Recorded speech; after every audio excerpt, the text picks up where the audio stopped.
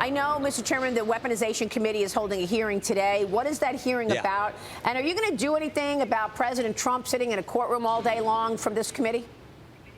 Yeah, this hearing is about the lawfare, this idea that the people use the law to go after the political opponents. Example number one, of course, is President Trump. We, in fact, have Robert Costello coming in to testify. Robert Costello was Michael Cohen's lawyer a few years ago. Michael Cohen has waived attorney-client privilege. Robert Costello is going to talk about how this guy cannot be trusted. He's lied to anybody and everybody, lied to Congress 6 times a few years ago. We referred him to the Justice Department. So we're going to talk about that, but also, frankly, Maria, how all these cases are falling apart.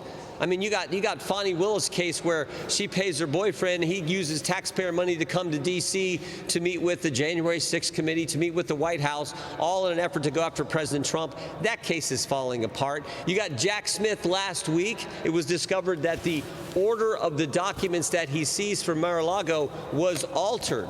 It was changed. The physical documents didn't match up with the actual scanned documents. That you can't do that. People would, frankly, I think, call that tampering with evidence.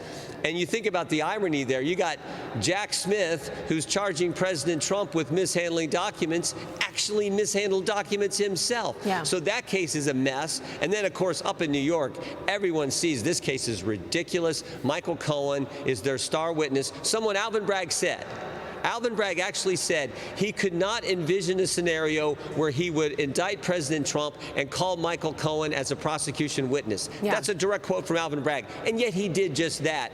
That case has fallen apart as well. Joe? Chairman, always good to see you. I think to that point of this weaponization of government or government turning a blind eye, I keep talking about what we know with Sam Bankman-Fried. We know he stole money from everyone from Tom Brady to neighborhood grandmothers. He has acknowledged funneling tens of millions of dollars, suspected hundreds of millions of dollars into federal elections. Yeah. And yet the Department of Justice has said they have declined to prosecute because they don't believe it's in the interest of justice, all while President Trump facing this case over a paltry $130,000. Is there any political will amongst your colleagues in Congress to say we must hold investigations into who knew what about Sam Bankman-Fried taking all of that money and putting it directly into our political process? Yeah, highlighting the double standard that everyone sees exists. If your name is Clinton, Comey, Strzok, Page, Biden, you get one set of rules. But if you're anyone else, and particularly if your name is Trump, oh my goodness, they're coming after you. So yeah, this again underscores this double standard. Here's the other thing I think is so interesting when you think about how this is weaponization of government against President Trump. None of these cases happened until after President Trump announced he was running for president. Fani Willis opened her investigation 2.5 years, but she didn't announce she was going forward until after he announces.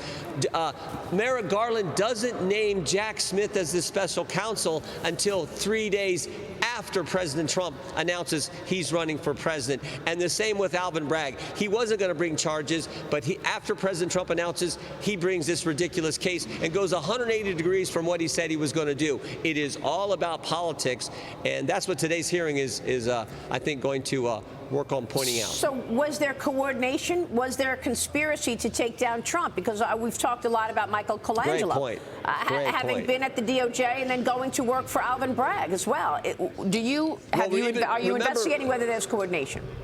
Yeah, we are, and remember, it wasn't that he was with Letitia James, then with the Justice Department, then back to New York with Alvin Bragg. I mean, holy cow, that sure looks like coordination.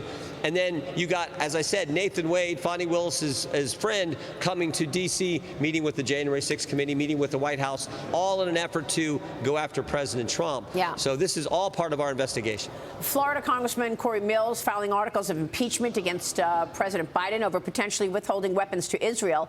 There's an op-ed for American Family Values that says there are better reasons to impeach Biden, and they include the abandonment of the southern border, harming U.S. energy supply, cowering to the Chinese Communist Party. There's also evidence that you and your Oversight Committee Chairman James Comer uncovered, revealing the Biden family took in nearly $25 million from foreign sources. I don't hear a lot of talk about this anymore. What's the story? What should the focus be?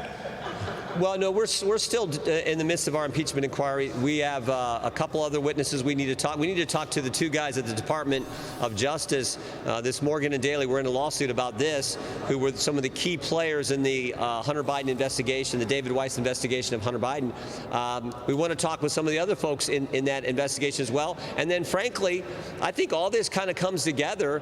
We actually want the audio recordings of Special Counsel Hur's investigation into President Biden's handling of classified information, because we know in that situation we got a contempt markup tomorrow of the Attorney General.